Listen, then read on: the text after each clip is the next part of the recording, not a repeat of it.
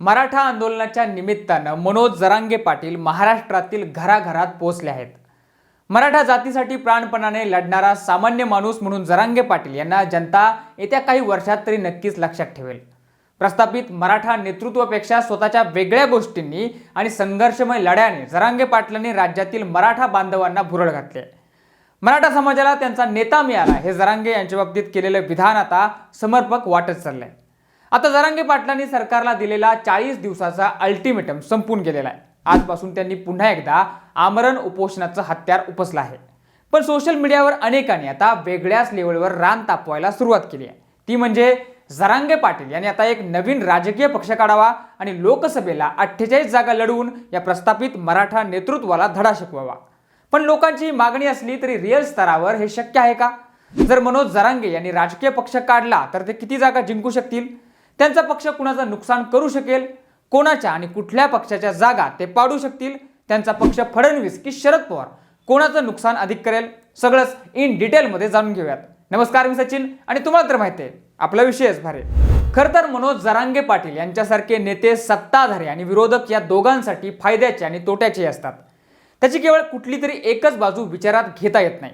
या फायद्या तोट्याची कारणं म्हणूनच आपण समजून घेऊया. सगळ्यात पहिल्यांदा विरोधकांना होणारा फायदा समजावून घेऊ.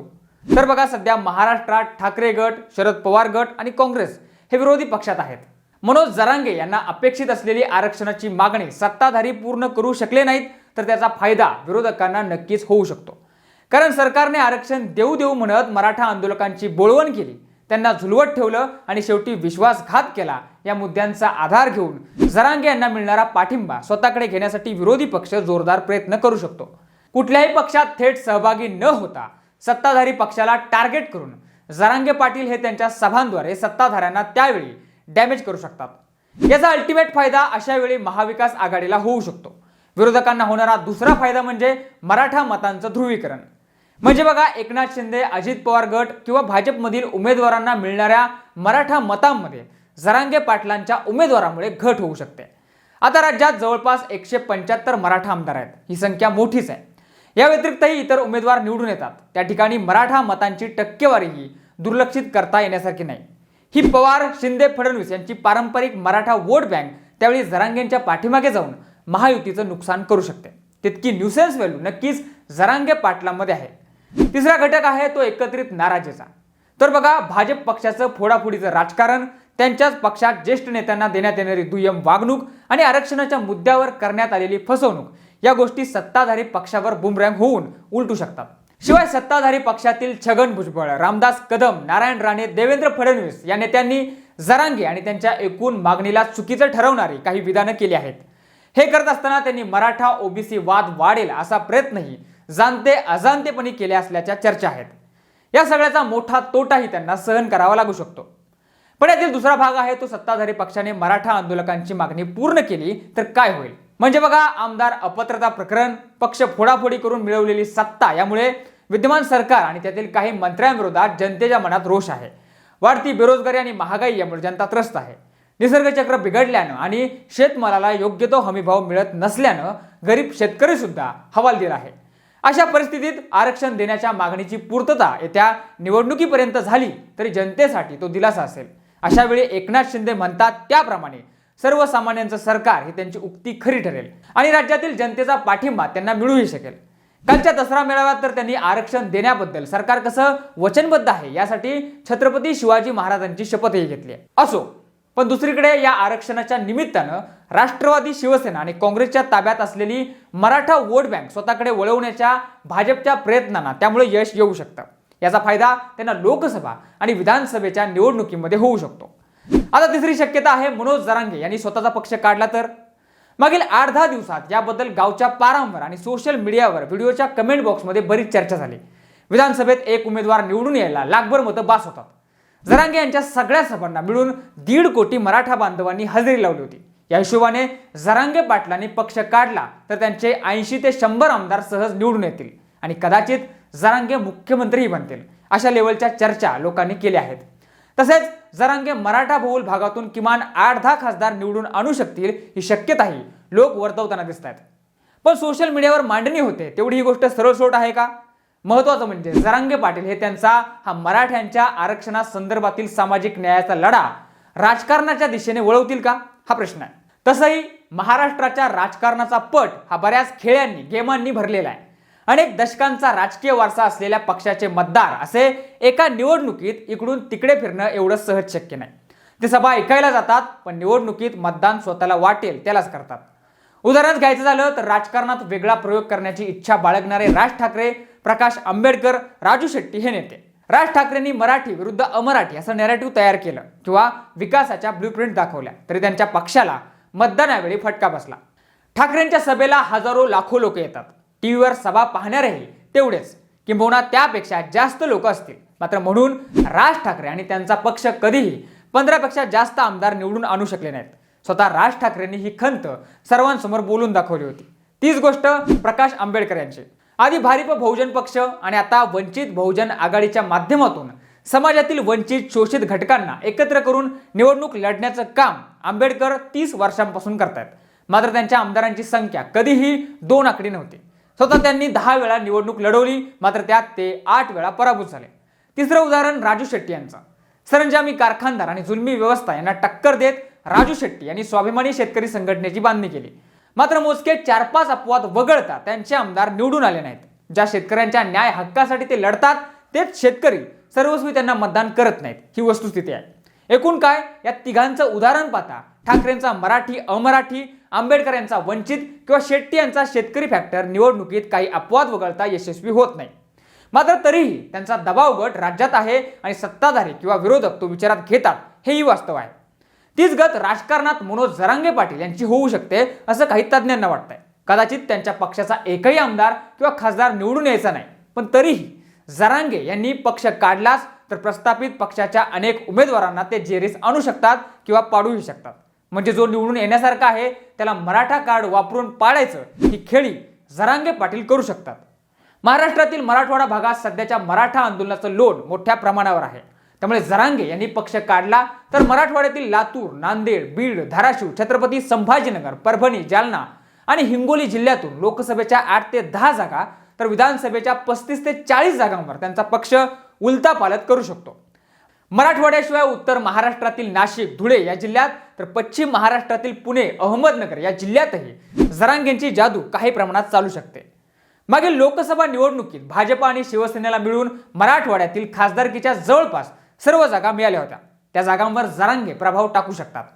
विधानसभेच्या ज्या 35 ते 40 जागांचा उल्लेख केला आहे त्यात सर्व प्रस्थापित पक्षांचे उमेदवार आहेत. जे उमेदवार मराठा आणि ओबीसी यांची मोट बांधू शकतील त्यांच्यासाठी निवडणूक तुलनेने सोपी राहील. मराठवाड्यात आम मराठा आणि खास मराठा असे मराठ्यांमधलेच 2 प्रकार अस्तित्वात आहेत. तेही एकमेकांशी चांगल्या पद्धतीने जोडले गेलेले आहेत असं बिलकुल नाही. त्यांच्यात रोटी बेटी व्यवहार चालत नाही आणि जो खालचा वरचा असा भेद आहे तो ते पाळताना दिसतातच. यामुळे त्या ठिकाणी जरांगे इफेक्ट मोठ्या प्रमाणावर ऍक्टिव्ह होऊ शकतो. आता मनोज जरांगे यांचा राजकीय पक्ष कुठल्या विद्यमान खासदारांना अडचणीत आणू शकतो ते थोडक्यात पाहूयात. नंबर 1, प्रीतम मुंडे. गोपीनाथ मुंडे यांच्या मृत्यूनंतर सहानुभूतीच्या लाटेवर प्रीतम मुंडे 2दा निवडून आल्या खऱ्या, पण 2024च्या निवडणुकीत त्यांच्या विजयाची शक्यता धूसर आहे. भाजपची मुंडे परिवारासोबत असलेली सध्याची वागणूक पाहता त्यांना तिकीट मिळण्याची शक्यताही कमी आहे. अशात त्यांना तिकीट मिळालंच तर वंजारी विरुद्ध मराठा हा घटक मतदारसंघात काम करेल. महाविकास आघाडीतर्फे तगडा उमेदवार देऊन प्रीतम मुंडेंना पराभूत करण्याची खेळी या ठिकाणी खेळली जाऊ शकते. त्यात धनंजय मुंडे हे जर बीड लोकसभेला महायुतीचा चेहरा झाले तर मग प्रीतम मुंडे आणि पंकजा मुंडे काय भूमिका घेतील हे पाहावं लागेल. जरांगे यांनी बीडमध्ये 2दा सभा घेऊन मराठा आंदोलकांना एक होण्याचं आवाहन केल्यानं इथे पुढील निवडणुकीत धक्कादायक निकाल पाहायला मिळू शकतो. नंबर 2 आहेत रावसाहेब दानवे. 5 वेळा भाजपचे खासदार राहिलेले रावसाहेब दानवे मराठवाड्यातील महत्त्वाचे नेते आहेत. केंद्रात मंत्रीपद, महाराष्ट्रात भाजपचं प्रदेशाध्यक्षपद ही महत्त्वाची पदं त्यांना मिळाली आहेत. जरांगे यांच्या आंदोलन स्थळी देखील त्यांनी जातीने हजेरी लावली. मात्र मराठ्यांना आरक्षण न मिळाल्यास मतदारसंघातील मराठा बांधवांचा रोष त्यांच्यावर निघू शकतो. 25 वर्ष खासदारकी मिळून सुद्धा भागाचा विकास न केल्याची खंत जालन्यातील लोक बोलून दाखवतात. त्यांच्या विरोधात काँग्रेसच्या कल्याण काळे यांना उमेदवारी मिळू शकते. आता जरांगे पाटील यांची भव्य दिव्य सभा जालन्यातच पार पडली होती. अशातच जरांगेंनी राजकीय पक्षात उडी घेतली तर त्यामुळे दानवेंची सीट धोक्यात येऊ शकते. नंबर 3 आहेत प्रतापराव जाधव. बुलढाण्यातून खासदारकीची दुसरी टर्म सांभाळणाऱ्या प्रतापराव जाधव यांना मतदारसंघातील निष्क्रियता आणि अँटी इन्कम्बन्सीचा तोटा होऊ शकतो. उद्धव ठाकरे यांची साथ सोडून ते एकनाथ शिंदे यांच्यासोबत गेले आहेत. त्यामुळे मूळ शिवसैनिक मतदारांची नाराजीही या ठिकाणी विचारात घ्यावीच लागते. शिवाय मराठा आरक्षणाचा मुद्दा सरकार व्यवस्थित हाताळू न शकल्यास त्यांना मतदारसंघातील मराठा बांधवांकडून फटका बसू शकतो. त्यांच्या विरोधात राष्ट्रवादी काँग्रेसच्या राजेंद्र शिंगणे यांना उमेदवारी मिळू शकते. नंबर 4 आहेत प्रताप पाटील चिखलीकर. अशोक चव्हाण यांचा पराभव करून खासदार झालेल्या प्रताप पाटील चिखलीकर यांना मराठा मतदार नाकारू शकतात. सर्वपक्षीय हितसंबंध असलेले चिखलीकर पैशा पाण्यानेही समृद्ध आहेत. मात्र मतदारसंघातील विकास कामांबाबत ठणठणाट दिसून येतो. अशोक चव्हाण यांना भारत जोडो यात्रा आणि मनोज जरांगे पाटील यांच्या आंदोलनाचा फायदा पुढील निवडणुकीत होऊ शकतो. मागच्या वेळी वंचितमुळे इथून अशोक चव्हाण पडले. त्यामुळेच मध्यंतरी प्रकाश आंबेडकर आणि शरद पवार यांच्या भेटीचं अशोक चव्हाणांनी कौतुक केलं. अर्थात अशोक चव्हाण यांच्या विरोधातील मराठा आंदोलकांची लाट यामुळे इथं तिसऱ्या पर्यायाची चाचपणी होऊ शकते. इथं वंचितनं वेगळी वाट धरली तर अजून वोट डिव्हिजन होऊन मराठा मतं फोकसला येतील. अर्थात जरांगे पाटील यांनी इथून उमेदवार उभा केला तर त्याचे जिंकण्याचे चान्सेसही नाकारता येत नाहीत. नंबर 5 आहेत धैर्यशील माने. जरांगे यांच्या आंदोलनाची धग पश्चिम महाराष्ट्रात तुलनेने कमी असली तरी काहीच भूमिका न घेणाऱ्या खासदारांना याचा फटका बसू शकतो. जसं की धैर्यशील माने यांनी उद्धव ठाकरे यांची साथ सोडून एकनाथ शिंदे यांचा हात पकडला. त्यामुळं मतदारसंघात त्यांच्याविषयी नाराजी आहे. गत निवडणुकीत वंचित बहुजन आघाडीच्या उमेदवारामुळे त्यांना राजू शेट्टी यांच्या विरोधात विजय मिळवणं सोपं गेलं. हातकणंगले मतदारसंघात मराठा, जैन आणि लिंगायत धर्मीय लोकांची संख्या समसमान आहे. अशात इथला मराठा मतदार विभागला गेला तर त्याचा तोटा मानेंना बसू शकतो. माजी खासदार राजू शेट्टी यांनी मागील 4 वर्षात इथला जनसंपर्क वाढवला असून जरांगे यांच्याविषयी त्यांचं मत सकारात्मक आहे. नंबर 6 आहेत संजय पाटील.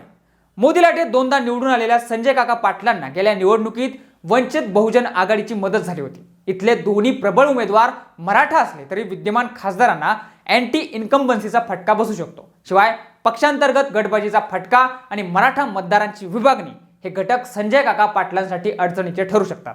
त्यांच्या विरोधात काँग्रेसचे विशाल पाटील निवडणूक लढवतील अशी शक्यता आहे. नंबर 7 वर या यादीतील अजून एक नाव आहे ते अजित पवार गटाचे खासदार सुनील तटकरे यांचं. शरद पवार यांना दिलेला धोका, रायगड भागातील शेतकरी कामगार पक्षाची स्पेस व्यापण्याचा प्रयत्न, कुणबी विरुद्ध आगरी असं मतांचं राजकीय गणित आणि छगन भुजबळ यांनी मराठा आरक्षणाविरोधात केलेली टिप्पणी हे घटक सुनील तटकरे यांच्या विरोधात आहेत. त्यांचे मोठे बंधू अनिल तटकरे यांनी नुकतीच सुप्रिया सुळे यांची भेट घेतली. त्यामुळं शरद पवार गटातर्फे वेगळी खेळी खेळली जाणार का याची चर्चा आहे. तटकरे यांना आणि त्यांच्या कन्येला पक्षात वेळोवेळी लाभाची पदं मिळत गेली. शिवाय शिवसेनेच्या जिल्ह्यातील आमदारांना त्यांनी कायम दुय्यम समजलं असं देखील म्हणलं जातं. या सगळ्या घटकांचा विचार करता पुढील निवडणूक त्यांच्यासाठी अडचणीची ठरू शकते. इथली मराठा मतविभागणी तसेच भरत गोगावलेंसारख्या तटकरे विरोधाची किनार महायुतीला आतून डॅमेज करू शकते. खरं तर सध्या कुठलाही आमदार खासदार कुठल्याही वेळी पक्ष बदलून दुसरीकडे जात आहे. अशा परिस्थितीत त्यांना निवडणुकीत उमेदवारी मिळणार का, पक्ष बदलल्याचा फटका त्यांना बसणार का, असे सगळेच प्रश्न उपस्थित होताना दिसतात. शरद पवार हे मराठा राजकारणातील महत्त्वाचे नेते. मनोज जरांगे पाटील यांच्या आंदोलनाला त्यांचा अप्रत्यक्ष पाठिंबा असल्याचं बोललं गेलं. मात्र सध्या तरी तशी स्थिती दिसून येत नाही. कारण राष्ट्रवादी पक्षाच्या शरद पवार गटाचे सध्या 3 खासदार असून ते पुणे आणि सातारा भागात आहेत. इथला मतदार देशात काहीही चित्र असलं तरी खासदारकीच्या निवडणुकीत शरद पवारांसोबत राहतो हा इतिहास आहे. शिरूरमध्ये आढळराव आणि कोल्हे हा वाद असला तरी तिथे महाविकास आघाडीची सीट पडण्याचा धोका कमी आहे. सातारा लोकसभेची लढत ही गत निवडणुकीप्रमाणेच प्रतिष्ठेची होईल. मात्र या सर्वात मनोज जरांगे पाटील फॅक्टर कुठे काम करेल असं चित्र सध्या तरी नाही. पण एकूणच काय तर शरद पवारांना जरांगे पाटलांच्या आंदोलनाचा फायदा होईल हे यामुळे म्हणणंही भाबडेपणाचं ठरेल. कारण अभ्यासांती असं दिसतंय की शरद पवार गटाच्या सध्याच्या खासदारकीच्या सीटा बघता तसेच मराठा बहुल भागातील आमदारांची संख्या बघता तिथून संभावित खासदारकीच्या उमेदवारांना जरांगे इफेक्टचा तोटाही सहन करावा लागू शकेल. कारण जसं वंचितमुळे गेल्या निवडणुकीत काँग्रेस राष्ट्रवादीचे 8 खासदार पडले तसंच मराठा वोट डिव्हिजनमुळे फडणवीस शिंदेसोबत शरद पवारांचे उमेदवारही गॅसवर नक्कीच बसू शकतील. आता कुठलाही नेता एखाद्या विशिष्ट समाजाचा आहे म्हणून त्याला त्या समाजाची सगळी मते मिळतील या भाबड्या आशेतूनही बाहेर येणं गरजेचं आहे. दुबळ्या पिसलेल्या गरीब कष्टकरी मराठ्यांना आरक्षणाचा फायदा मिळाला तर त्यांच्या सुधारणा होईल हा आशावाद बाळगून मराठा आंदोलन सुरू झालंय. या आंदोलनाने महाराष्ट्राचं वातावरण ढवळून निघालंय. त्याचं रूपांतर राजकीय लढ्यात होऊन यश मिळण्याची शक्यता किती ते आता सांगणं मात्र जरा घाईचंच होईल. थांबा आणि पहा हेच धोरण त्यावरचा अंतिम उपाय म्हणायचा. मग तुम्हाला नेमकं काय वाटतंय जरांगे पाटलांनी पक्ष काढणं त्यांना फायद्याचं आहे का? त्यामुळे काही दबाव गट तयार होईल का? जरांगे पाटील नवीन राजकीय पक्ष काढून सर्वपक्षीय नेत्यांना हिसका दाखवू शकतात का? त्यांनी तसं पाऊल उचललं पाहिजे का? तुमचं मत आम्हाला कमेंट करून नक्की कळवा. व्हिडिओ आवडल्यास लाईक आणि शेअर करा. असेच माहितीपर व्हिडिओ पाहण्यासाठी आपल्या विशेष बारी या YouTube चॅनलला सबस्क्राईब करा. आणि जर हा व्हिडिओ तुम्ही फेसबुकवर बघत असाल तर तिथंही आम्हाला फॉलो करायला अजिबात विसरू नका. धन्यवाद.